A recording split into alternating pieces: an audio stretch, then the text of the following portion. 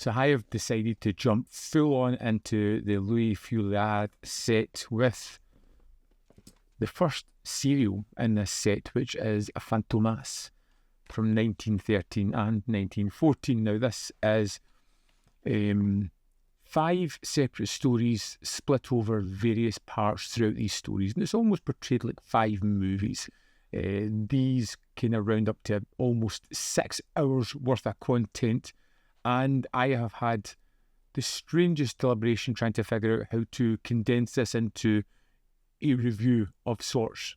Now, I found the character of Fantomas to be fantastic, and I can see the impact that it's had culturally throughout films, books, TV shows, all kinds of things. You know, this must have been an influence on Mabuse, on Pink Panther, on various other characters through history, you know, where they have this detective and master criminal and their relationship together and how they kind of, you know, battle against each other, almost a constant battle of wits.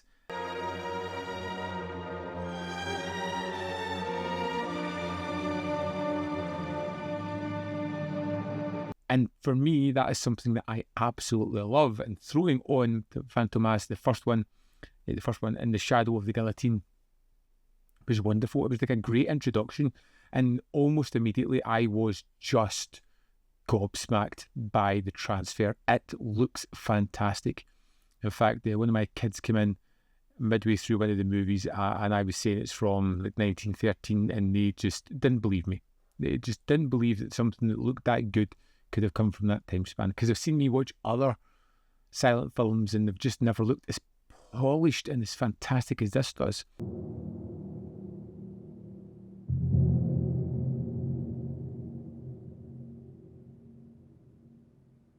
And this is story and the way that it's constantly fresh throughout all of these films, but particularly in The Shadow of the Guillotine, is giving us the introduction to what will be our main characters. Fantomas, the thief, master criminal, and Juve, the detective that will be investigating all of his crimes. This is a battle of wits to see who will win throughout these 5 films.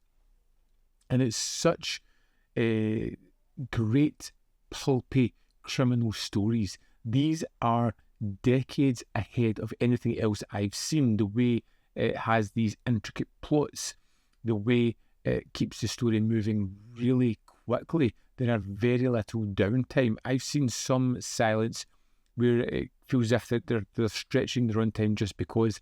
Here it's the opposite. Everything moves really quickly. And when you think of these as cut down maybe 20-minute parts, they move even faster. It's an incredible way of telling a story, and it's always fresh to point.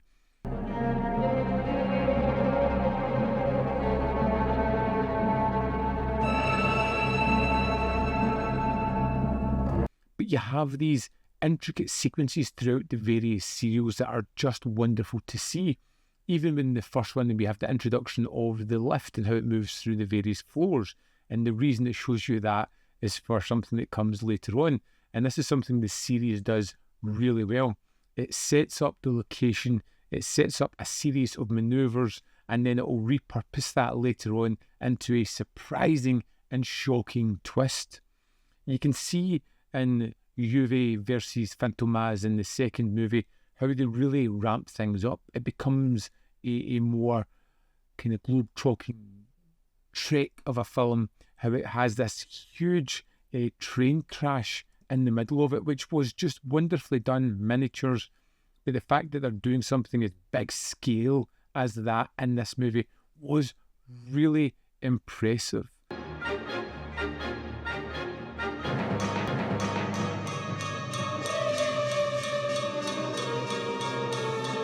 You get this wonderful partnership between Juve and Fandor, his kind of Watson to Juve's Sherlock Holmes, which was just great. And the way the music can change, it really evokes different feelings in this one, really dramatically, because you'll have Juve wondering and pondering over some critical piece of evidence, and then all of a sudden the music will change when Fandor comes in, and it's kind of light-hearted and bumbling and fun, even though the character's not really like that. it's just a great introduction to that character, and he has his own kind of theme throughout the rest of the series. But one of the things that I particularly enjoyed about this was the expansion of the characters. Throughout the films, you see the characters grow and change. Fantomas at the start seems like a kind of interesting, funny thief, but in the later end of the first one, and particularly into the second one, you see that this is a character that will do anything, that will throw anybody under the bus, who will completely decimate an entire train full of people just to cover up the tracks of his robbery. It is a despicable character, and yet somehow throughout it all, you still kind of like him. You're still kind of attuned to that character and his cheeky way of getting out of situations.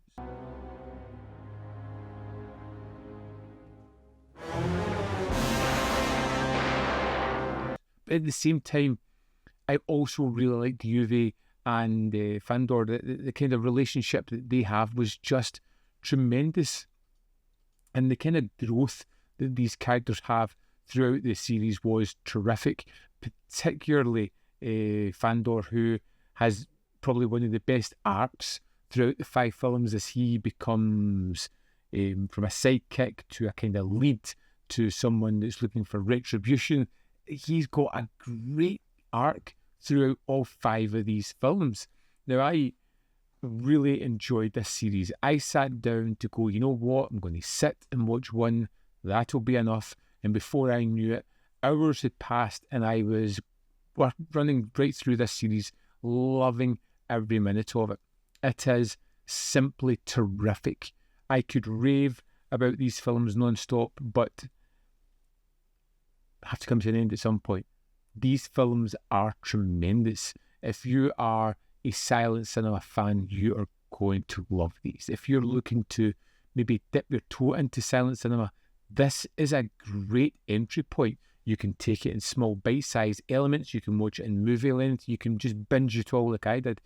There's easy ways to get into it, but they're all kind of fun and interesting stories with really kind of integral plots that I loved. I think out of the 5 movies, In the Shadow of the Guillotine was my favourite. The Murderous Corpse was one that I really kind of liked, but that one was the longest of all 3, and it really did feel the length in it a little bit. But the whole idea of what was going on just captured my imagination. I am suitably impressed by this set already. I will wait before jumping into The Vampire because I don't want to burn through this too quickly. It's fantastic. And there are extras on this disc, so let's dive in and have a look at. Here we are in the first disc of Fantomas, which has episodes 1 to 3. Now you can watch them all collectively or individually with episodes 1, 2 and 3. But there are also commentaries for the first 2 episodes in this disc as well. Here we are in disc 2 of Fantomas. Again, you can play all of these episodes here, of which there are 2. The main extra here is Casting a Long Shadow, which is 37 minutes, 57 seconds. It is Kim Newman talking about how just wonderful and amazing this serial is, how its effects flattered through generations, how it was ahead of the game, the influences changed throughout time. It's just a wonderful wealth of information about this terrific serial, and that's the extras for Fantomas. So there we have it. Fantomas from the Louis Foulet set, the first one in this set, and number 296 in the Masters of Cinema series was it's fantastic, absolutely fantastic, loved it. I would love to know your thoughts on this serial if you've seen it. Is this a set that you want to check out? Do you want to know more about it? Are you looking forward to diving in to this thing, or is it something you're a little bit wary, a little bit unsure about? Drop your comment in the comment box below. We can have a chit chat about that. As always, there is more content up here. You can see more of my stuff. In the description box below are links to Patreon, membership program, manvfilm.com. Always in which you can support me. Thanks for watching. See you next time.